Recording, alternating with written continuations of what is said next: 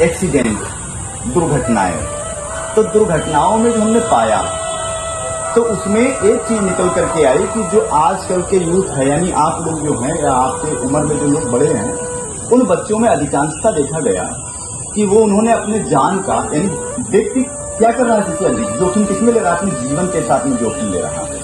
जबकि जोखिम किसके लिए होना चाहिए? जीवन का जोखिम तब लेना चाहिए जब आप पर आपकी जीविका पर संकट आ जाए, आपके देश पर संकट आ जाए, आपके परिवार पर संकट आ जाए, तब हमें जीवन का जोखिम उठा लेना चाहिए। लेकिन अफसोस की बात यह है कि आज का यूथ छोटी छोटी बात के लिए जीवन का जोखिम उठाता है। वही कारण हो रहा है कि आज एक्सीडेंट हो रहे हैं। आज जीवन के साथ में जोखिम क्या है?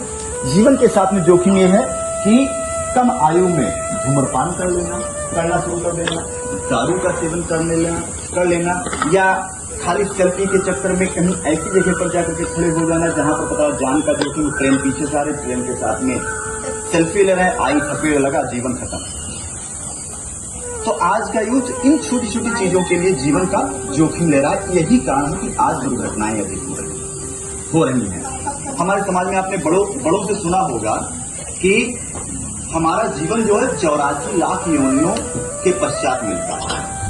यानी हमारा जीवन जो है तो 84 लाख, हमारे जीवन जो है उसको 84 लाख जीवन योनि यानी नस्लों में विभक्त किया गया, जिसमें 9 लाख जलचर प्राणी हैं। कितने?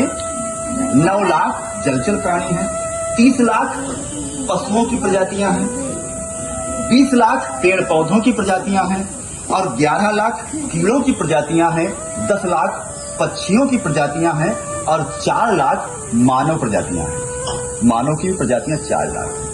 जब इतनी सारी प्रजातियों के बाद में, इतनी सारी नस्लों के बाद, इतनी सारी योनियों में जन्म लेने के बाद में मनुष्य का जीवन मिलता है, इसका आशय ये कतई नहीं है कि हमको इतनी योनि में जन्म लेना पड़ता है, उसके पश्चात मानव जन्म मिलता है। हमारे महापुरुषों का इस चीज में कहने का आशय ये था कि हम इतनी लंबा संघर्ष करते हैं, इतने अच्छे कर्म करते हैं, तब जाकर के मानव जन्म हमको मिलता है। उसके साथ में हमें बिल्कुल भी अनावश्यक जोखिम लेने की जरूरत नहीं होती है। हमारा जीवन किस लिए हुआ है? हमारा जीवन कुछ नया करने के लिए हुआ है। आपने देखा होगा, महसूस भी करते हो, असंख्य लोग हैं पूरे विश्व भर में, लेकिन किसी का चेहरा किसी से मिलता नहीं है।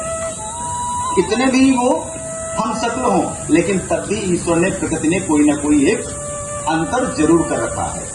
लेकिन कुत्ता कुत्ता जैसा दिखता है, सुअर सुअर जैसा दिखता है, शेर शेर जैसा दिखता है, बिल्ली बिल्ली जैसी दिखती है, उनमें तो कोई परिवर्तन नहीं होता। सारे पशु एक जैसे, लेकिन मनुष्य में ही ऐसा क्यों?